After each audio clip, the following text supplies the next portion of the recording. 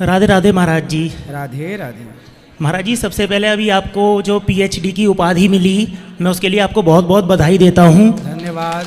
मुझे बहुत खुशी हुई देखकर। और मेरा नाम दीपक जैन है, मैं भी एक टीचर हूँ और कम्युनिकेशन टीचर हूँ मैं जी। तो हमारा सारा दिन वाद विवाद होता रहता है, क्योंकि कम्युनिकेशन का टीचर हूँ इसलिए। बिल्कुल। तो मेरे पास में जाहिर सी बात है फिर सभी धर्मों के छात्र आते हैं। बिल्कुल। तो धर्म भी अपने आप में एक विषय है जिस पे चर्चाएं होती हैं। बिल्कुल होनी ही चाहिए। तो महाराज जी, मेरे कुछ प्रश्न हैं, एक नहीं कई हैं, कुछ हैं। तो उनमें से एक मेरा यह जानना था महाराज जी, जैसे किसी अन्य धर्म के अगर लोग हैं और वो हिंदू धर्म में अगर आते हैं तो उनको हिंदू धर्म में कौन सी जाति मिलेगी? उदाहरण के तौर पे जैसे मुसलमान या ईसाई होते हैं और कन्वर्ट हो जाते हैं, तो उनको हमारे यहाँ जाति कौन सी मिलेगी फिर? उनको वही जाति मिलेगी जिस जाति पर वो पहले उनके पूर्वज थे। तो जिस हमारे यहाँ जो मुसलमान बने हिंदू, वो पहले जो जाति पर थे वो बने। अब जिस जाति पर आप थे उस जाति से आप दूसरी जगह चले गए तो अब वापस आके अपनी ही जाति में स्थापित हो जाइए, जहाँ से गए थे वहीं आइए। तो इसका पता कैसे चलेगा, क्योंकि उनको तो नहीं पता होगा उस जाति का इतना पुराना। हाँ, ये बात आपकी ठीक है कि यदि किसी को पता ना हो तो फिर कौन सी जाति अपनाई जाए। हाँ।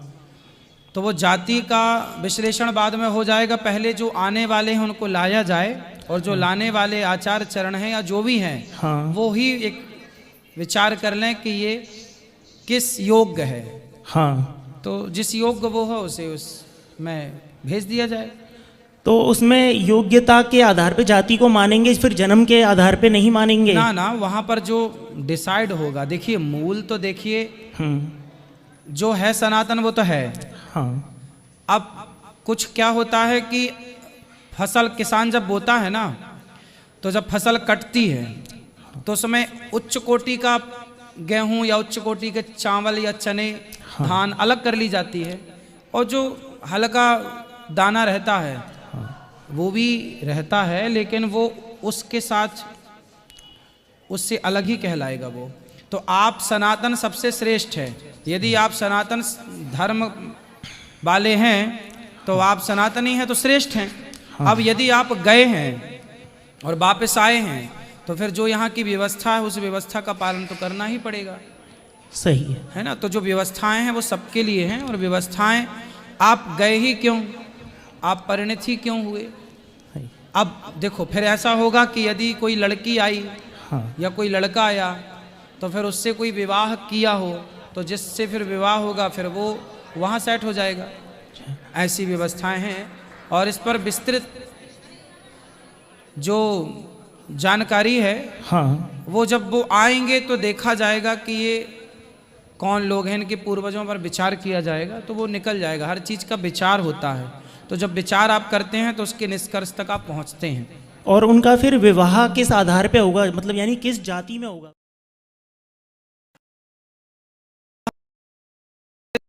कि वो किस, उनके पूर्वज क्या थे। हाँ। जाना पड़ेगा, डीप में जाना पड़ेगा, पता लगाना पड़ेगा। हाँ। और फिर महाराज, हमारे यहाँ एक वर्ण संक्रियता भी है ना। हाँ। तो अगर फिर हिंदू में तो कोई फिर उनसे शादी ही नहीं करेगा तो उसकी मेरे हिसाब से फिर शादी नहीं हो पाएगी। तो भी वर्ण संकरी बन के रहेंगे, फिर तो शादी हो जाएगी फिर उनकी इस तरह हिसाब से? वर्ण संक्रियों के संग ही होगी।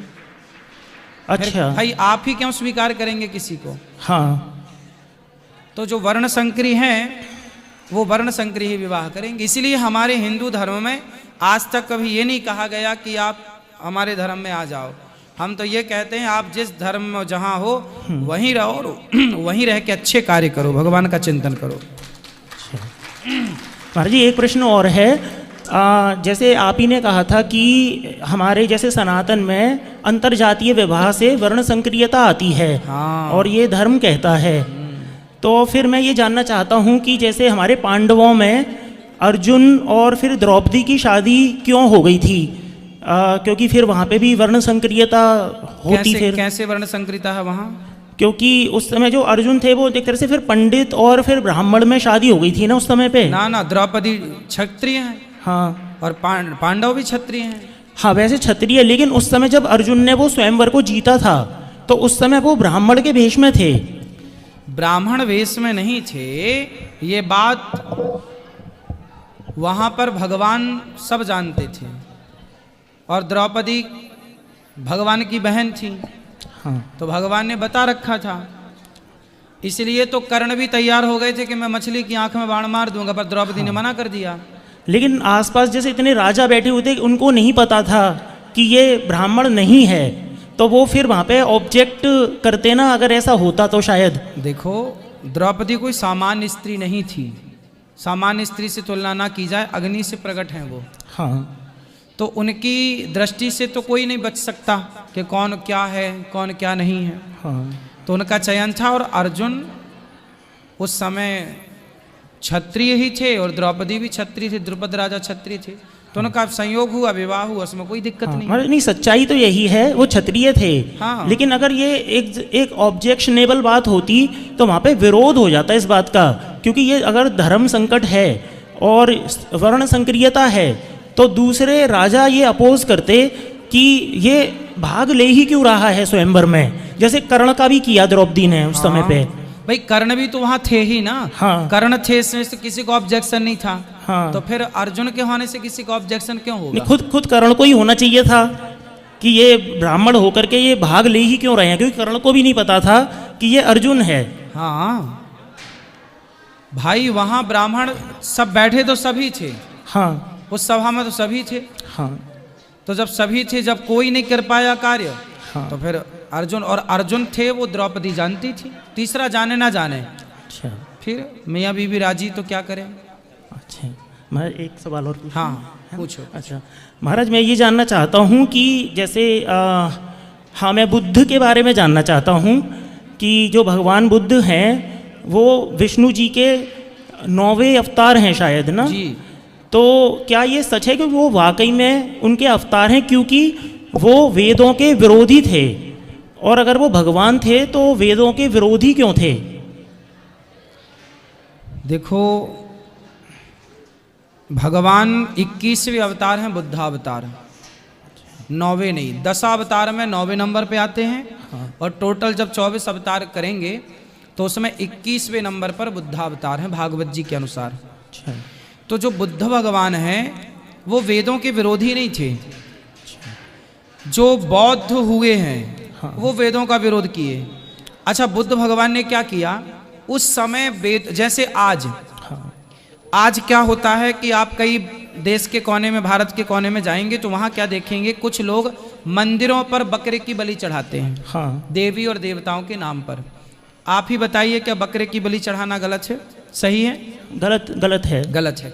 ऐसे इसी अज्ञानवश, अब जो मंदिर में बकरे की बलि चढ़ाना ये सब गलत है।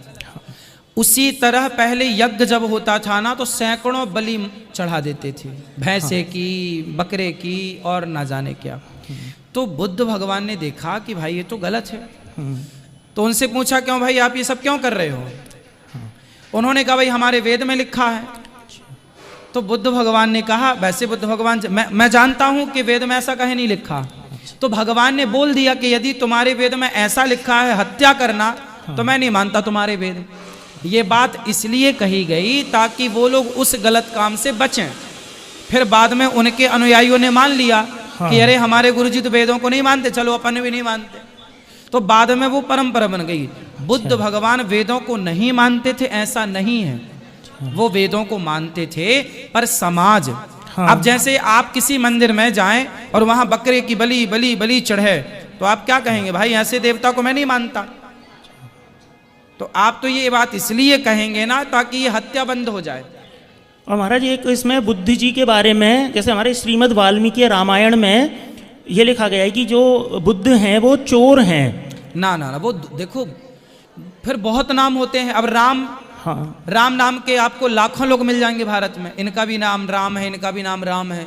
तो अब राम तो भगवान राम है, फिर उसके बाद बहुत राम हुए। उनमें बिल्कुल ऐसे लिखा है, तथागत बुद्ध जो हैं वेद विरोधी, तो वो चोर हैं। इस तरह से। ऐसा नहीं। तो फिर मुझे लगा कि एक तरफ हमारा धर्म कहता चोर है कि तो वो देखो अवतार हैं। भगवान श्री कृष्ण को भी चोर कहते हैं, चित्त चोर नाम है उनके, चोर होने से तो किसी को ऑब्जेक्शन नहीं है। तो भगवान तो चोर है ही, पर वो चित्त की चोरी करते हैं, भगवान भक्त के मन को चुराते हैं। हमारा एक आखिरी प्रश्न और है मेरा, जैसे हमारा धर्म सनातन है और सबसे पुराना है, सर्वश्रेष्ठ भी है, तो इस बात पे मेरा आर्ग्यूमेंट भी होता है, तो मैं तो इसी का पक्ष लेता हूँ, जाहिर सी बात है। तो फिर एक प्रश्न होता है कि सनातन और सबसे पुराना होने के बावजूद भी हम लोग मतलब संख्या में इतने मतलब कम क्यों रह गए? अगर वैश्विक तौर पे देखा जाए तो फिर जैसे सबसे पहले क्रिश्चियंस की संख्या आती है, फिर इस मुसलमानों की आती है, फिर हमारा जैसे तीसरे या चौथे नंबर पे इस तरह से आता है, तो अब ये पहले पे होना चाहिए था, तो ऐसा क्यों नहीं? अच्छा बताओ, जंगल में गीदड़ ज़्यादा होते हैं कि शेर ज़्यादा होते हैं? बताओ। तो शेर तो कम ही होते हैं, तो जो कम होंगे वो शेर हैं, जो ज़्यादा होंगे वो गीदड़ हैं। तो कम ठीक है ना, ज़्यादा बढ़ा के क्या करोगे भाई? सब सनातनी था, पूरा पूरा भारत से उत्तर से दक्षिण, पूरब से पश्चिम, सब सनातनी था। बाद में कन्वर्जेशन इतना हुआ, इतना, अब हमारा देश 700 साल तक लगभग गुलाम था, कुछ अंग्रेजों के हाथ, कुछ मुगलों के हाथ से टोटल। अब इतने वर्ष तक आप गुलामी करेंगे और इतने तलवार की नोक पर आपको गर्दन पर रख के कहा जाएगा कि धर्म। आज जितने भी लोग हैं, जिन सबसे पहला जो प्रश्न आपने किया वो मैंने इसलिए बोला कि आप वापसी आइए, क्योंकि पूरा पहले सनातन था, बाद में कन्वर्ट होते होते होते हुआ क्या, मैं इसकी गहराई पर आपको ले जाके बात समाप्त कर दूं। हमारे पूरी दुनिया में एक ही देश, केवल भारत, पूरब से इस धरती पर जहां जिसका पांव रखा, ना कोई लंदन, ना कोई अमेरिका, ना कोई फ्रांस, ना कोई जर्मनी, ना कोई जापान, कोई नहीं था। पूरब से पश्चिम, उत्तर से दक्षिण, जहां आपका पांव रुक जाए, मतलब जम जाए, जहां पांव रखने की जमीन है, वो सारी धरती भारत की थी। केवल तिब्बत और चाइना आधा, और बांग्लादेश और भूटान और नेपाल ही नहीं, पूरी धरती भारत की थी। बाद में क्या हुआ कि जाना आना हुआ नहीं सब जगह।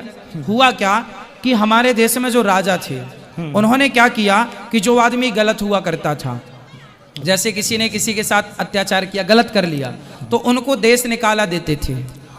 तो उनको बोलते थे जाओ, देश निकाला मतलब समुद्र के पार जाओ। तो उनको नाव में बिठा के समुद्र के पार भेज देते, बोले दिखना मत यहाँ। तो वो जो भाग भाग के डर के मारे भागे, जिसकी नाव जिस टापू पर रुकी, वो वहां रहते रहते रहते रहते वहां वो विस्तृत हो गए, बाद में वो देश हो गए, छोटे छोटे देश हो गए सब।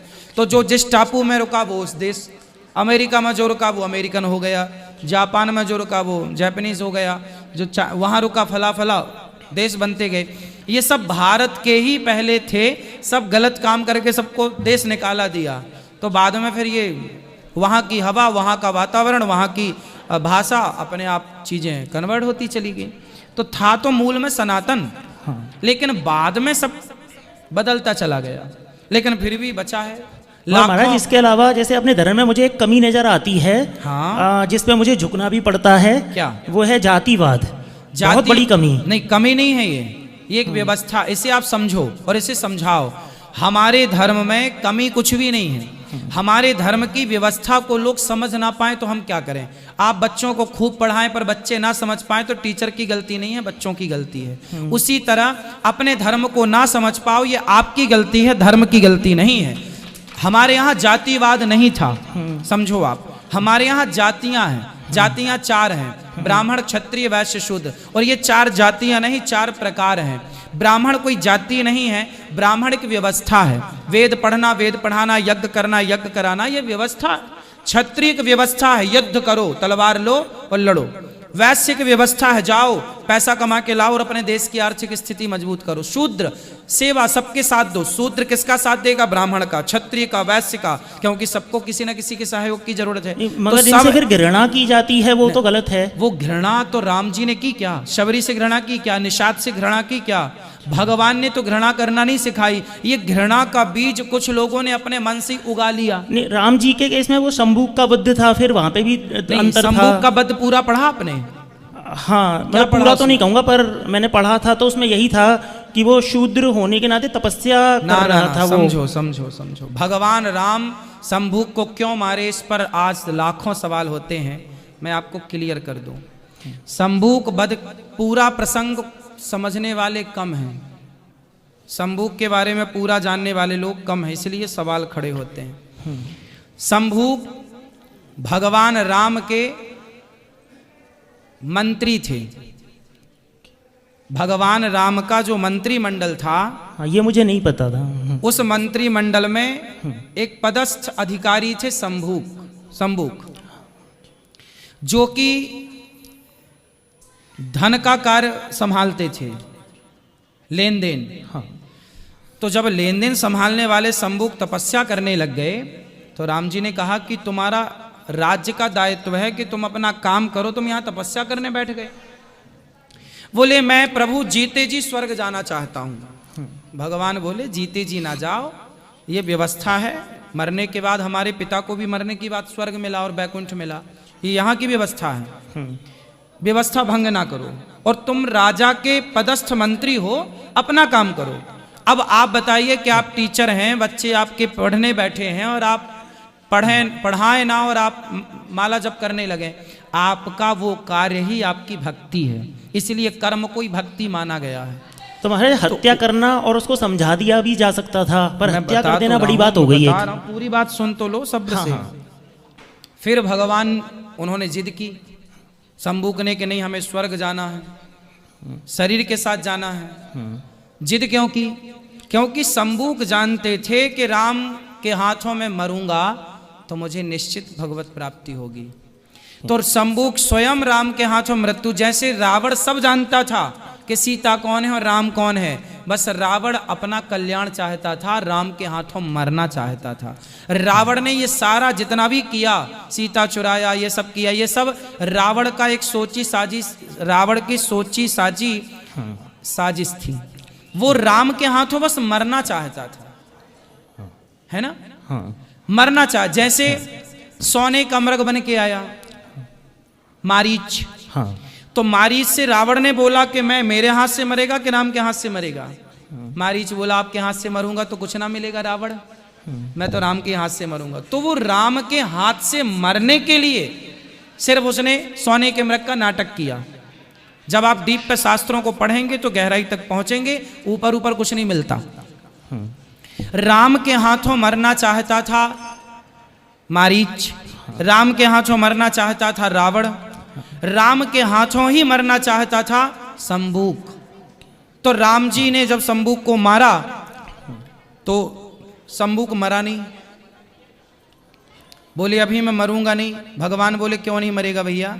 बोले प्रभु मुझे एक वचन दो कि मैं सदा आपका धाम में वास करूं, और जो मेरी जाति के लोग हैं, मैं संबूक हूं, मेरी जाति के लोग पता नहीं आपके हाथों मरेंगे कि नहीं, आपकी भक्ति करेंगे कि नहीं, हो सकता है आपको गालियां भी दें, आप मुझे मार रहे हैं तो राम जी बोले तू बोल, अब तू क्या चाहता है? तो संबूक बोला कि मेरी जाति वालों का आप सदा उद्धार करेंगे, उनको भगवत धाम भेजेंगे। भगवान बोले एक शर्त है, तेरी जाति वाले यदि अपने नाम के आगे मेरा नाम जोड़ देंगे तो निश्चित उनको बिना भक्ति बिना पुण्य के वो भगवत धाम को जाएंगे। संबूक ये कह के भगवत धाम चला गया। इसलिए आपने सुना होगा पिछले टाइम पर जो शूद्र भाई थे, सबके नाम के आगे राम है तो जैसे किसी का नाम कुछ है तो राम जरूर जुड़ता था। सब लोग अपने नाम के आगे क्या लगाते थे? राम लगाते थे। भगवान का नाम जोड़ते, हरि जोड़ते थे। तो जैसे है हरिजन, तो हरिजन तो हरि लग गया, तो भगवान का नाम जुड़ गया। तो ये बिना भक्ति बिना कुछ के भगवत धाम जाने के अधिकारी हैं। संबूक ने केवल अपना कल्याण नहीं किया, उन्होंने जाते जाते पूरी जाति का कल्याण कर दिया कि अब राम के द्वारा मैं तो मर रहा हूं। अब देखो इस गहराई को लोग ना जाने और राम को गालियां देते रहें कि राम ने गलत किया गलत किया गलत किया, तो आप स्वतंत्र हैं राम को गलत कहने के लिए, आप कहते रहिए। लेकिन जो यथार्थ बात है वो तो ये है कि राम जी उसको परम धाम भेजे हैं और उनकी जाति के समस्त लोगों पर राम जी ने अनुग्रह किया, कृपा की। हमारी जातिवाद भी एक और है, बस मेरा लास्ट इस पे मेरा ये है कि एक दूसरा रविदास जी थे।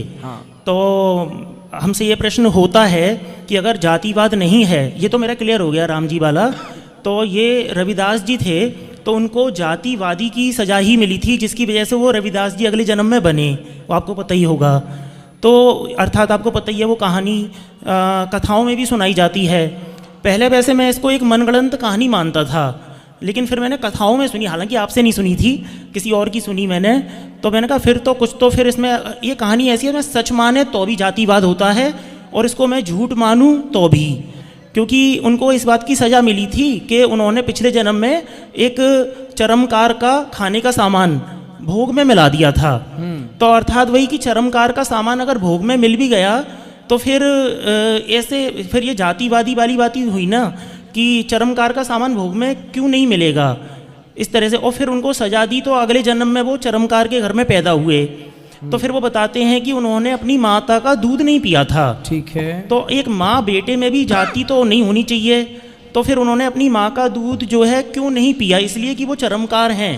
तो माँ बेटे में भी जाति की बात आ गई यहाँ पे, जो मुझे सुन के अच्छा नहीं लगा। रामानंदाचार्य जी ने आकर के बोला था ना कि पी लो दूध, तो बाद में पिया था ना। हाँ, जब उन्होंने बोला, हाँ, मगर पहले मना। बात ये नहीं थी, बात ये थी कि जब तक गुरुजी आकर आज्ञा नहीं देंगे तब तक मैं दूध नहीं पीऊंगा, ये बात थी कि गुरुजी आकर जब तक आज्ञा नहीं देंगे तब तक मैं दूध नहीं पीऊंगा। तब तक अपनी माँ का दूध नहीं पिया था उन्होंने, जब तक रामानंदाचार्य जी ने आकर के नहीं बोला कि बेटा दूध पी लो। हाँ, तो जब रामानंदाचार्य जी ने आकर बोला तब भक्त रैदास जी ने माँ का दूध पिया। हाँ, ये मुझे पता है, लेकिन उसके पहले ये प्रश्न उठता है कि नहीं जो पिया तो वो ऐसा क्यों किया कि मैं नहीं पीऊंगा। भाई गुरु आज्ञा चाहते थे ना वो, क्योंकि पक्के चेला थे हाँ, भगवान के, हाँ, रामानंदाचार्य जी के। Yes. तो वो चाहते थे कि मुझे दंड मिला है इस योनि में, हाँ, तो गुरु की आज्ञा मिले और गुरु का दर्शन। इसलिए रामानंदाचार्य जी ने जिस दिन वो पैदा हुए थे, अब आप लोग कहते हैं ना कि गुरु मंत्र कब लेना चाहिए, तो रविदास जी, संत रैदास जी जिस दिन पैदा हुए उसी दिन उन्हें गुरु मंत्र दिया गया था। पैदा हो तब उन्होंने दूध पिया। मगर महाराज जी वो सवाल का जवाब नहीं लगी, दंड मिला ही क्यों, वो जो कारण दंड है नहीं था। हाँ, दंड तो देखो हम मनुष्य शरीर पाए, ये भी किसी ना किसी पाप का दंड है। हाँ, तो दंड तो मानव शरीर ही है, मोक्ष पा लेना आनंद है, लेकिन मानव शरीर किसी ना किसी पाप से मिलता है। हाँ, आपने कोई पाप पुण्य किया होगा, इसका मिश्रित ये मानव का चूल्हा है। हाँ, तो ये पाप तो हम सब पाप से ही मानव शरीर मिलता है, हाँ, पुण्य से क्यों मिलेगा। तो लेकिन वो दंड में फिर वो जातिवाद तो छुपा हुआ है, तो वो कारण बहुत जायज नहीं हुआ। समझो, जातिवाद शब्द का प्रयोग आप करके ही आप व्यवस्था बिगाड़ना चाहते हैं। जातिवाद हाँ, शब्द का प्रयोग आप क्यों करते हैं। व्यवस्थाएं आप लोगों ने बिगाड़ी हैं, ये बोल बोल के जातिवाद। जातिवाद कहाँ लिखा भागवत जी में या ग्रंथों में, बताओ एक जगह लिखा बता दो कि तो हम जीवन भर आपकी सेवा करेंगे। हाँ, जातिवाद कहीं नहीं लिखा, ये नेताओं ने प्रकट किया है। जातिवाद ये नेताओं की देन है। हमारे धर्म वेद पुराण में कहीं लिखा पाया आपने जातिवाद, तो मुझे दिखाओ। आज तक कहीं जातिवाद शब्द लिखा बताया आपने, कहाँ लिखा है। ये जातिवाद आप लोग खुद घुसा रहे हैं, तो हम क्या करें।